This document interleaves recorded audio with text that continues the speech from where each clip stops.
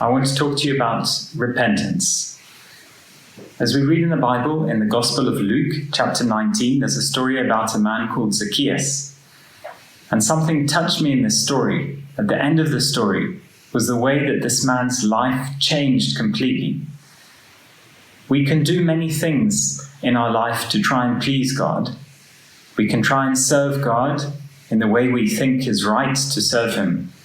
But I want to suggest today that there's only one thing, is true repentance that really allows us to know God, a deeper relationship with God.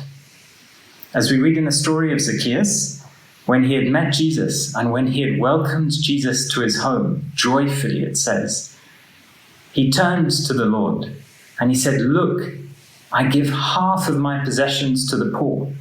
Now, if we just think about that for a minute, even though he was rich, any one of us, if we were to give away half of everything we had, surely that would change our lives drastically. We'd have to really adjust the way that we live.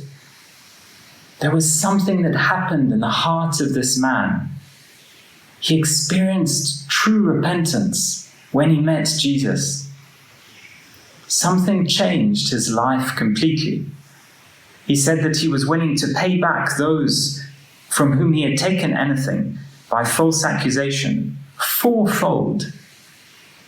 You see, Zacchaeus wanted to know the freedom of God in his life, for his life to be changed completely. In Matthew chapter 3, verse 8, when John the Baptist is preaching and preparing the way for Jesus to come, certain Jews came to him, Pharisees, and John the Baptist spoke to them and said, "You need to bear fruits worthy of repentance." You see, I think repentance is when there's a true change in our lives, because we want to experience the mercy of God and a true touch from Jesus. You see, I think repentance helps us to understand truly what Jesus did for us on the cross. It's something real between us and God. We can say sorry to people, and it's important to ask forgiveness to people.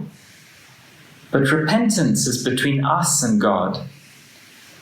David said in Psalms 51, verse 4, he said, "Against you, you only have I sinned, and done this evil in your sight, that you may be found just when you speak."